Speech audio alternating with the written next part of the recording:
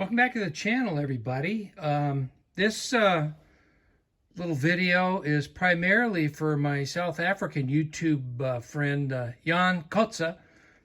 Jan, I hope I pronounced your name correctly this time. In a recent video, Jan mentioned in the comments he spotted my models in the background and asked if I would do a video about them at some point in time. So why not? Here we go. I'll just cut right to the chase. Most of these are 1/16 scale. There's a couple that are different scales.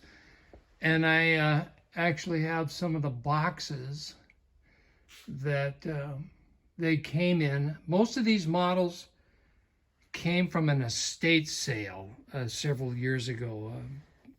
Individual had passed, and I just happened to stumble across the sale, and there was a lot of models there, so I picked my favorite ones that my pocketbook would allow, and I could have come home with 3 times as many models in a much emptier wallet, but you know, you got to pace yourself. Anyway, let's cut to the chase here. The first one is a model of a John Deere GP, general purpose, and attached to that, it doesn't go with this model, but for scale and all of that, it fits. It's actually a stamped sheet metal toy of a John Deere political promise spreader.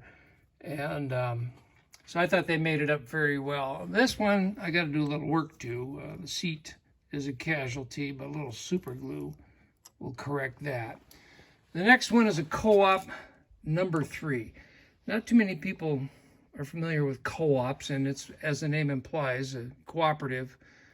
Several cooperatives were formed over the years, and they contracted with several different manufacturing companies to make their tractors. I almost bought a co-op number, I think it was a number 5 or a number 6, with a Chrysler 6-cylinder engine and 5-speed transmission. It goes down the road at 45 miles an hour, but I didn't quite get that one. Anyway, there's the Co-op. This, I believe, this model is of an international famous vertical hopper-cooled engine. I have my buddy Larry has got one of these. Very cool engine. Hiding back here is a little truck model, wooden truck model that was a gift for, I think, my birthday many years ago, when my youngest son and his wife were just starting out and starving, no money. My daughter-in-law, she was working at a Ben Franklin store in Cheney, Washington, and they sold that line of wooden toys, and she got that for me for my birthday. So that's touching. I'll always have that.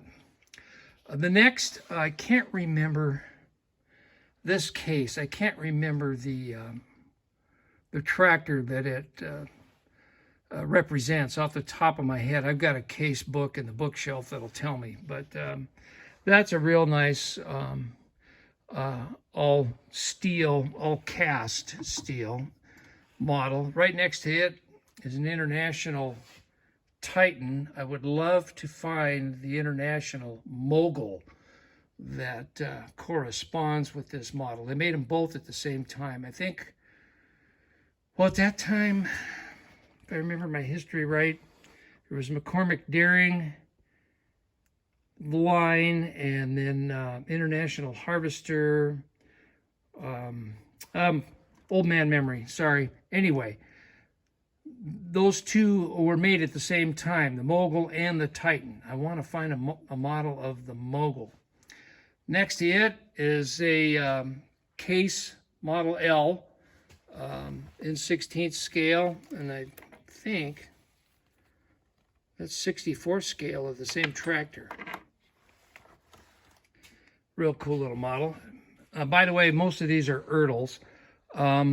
Next to it is a model I've had for well over 30 years.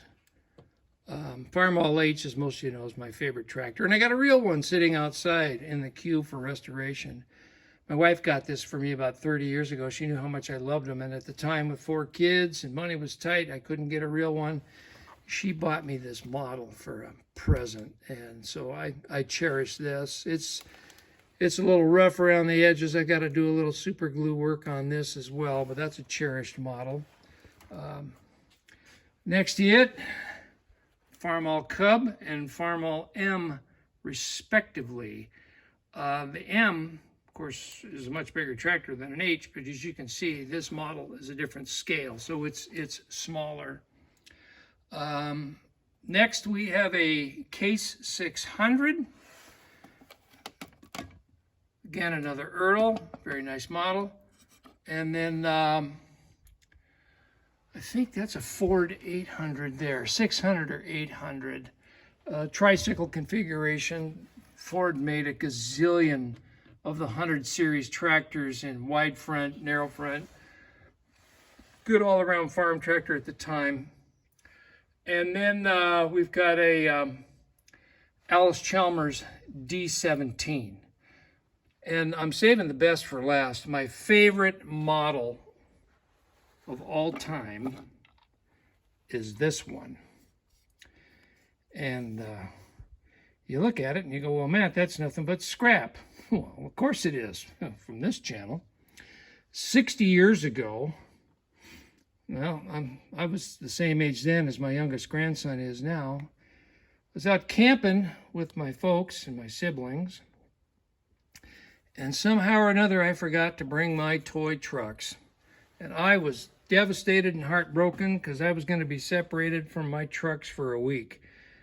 Well, my dad, being the old Kansas farm boy that he was, he brought scrap wood along for campfires and stuff. And in the kindling batch was some lath.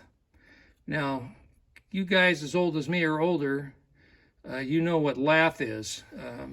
Before the days of sheetrock, they'd nail this on the wall and then slather plaster all over it, and it's called lath and plaster, and that was the finish on your walls.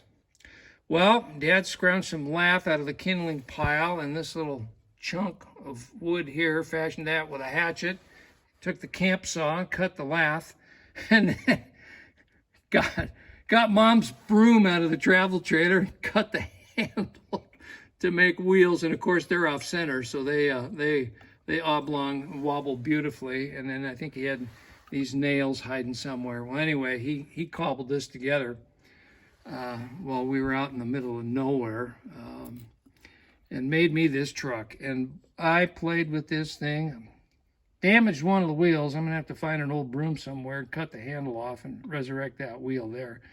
But I played with this all through my childhood, saved it all these years, and there it is on the model shelf. That is my most cherished model. So anyway, Jan, there you go. Those are my tractor models and a couple of truck models, and hope you enjoyed this. And those of you that stuck around for this, I hope you enjoyed it as well. Thanks for watching. And we'll see you on the next one real soon. Bye now.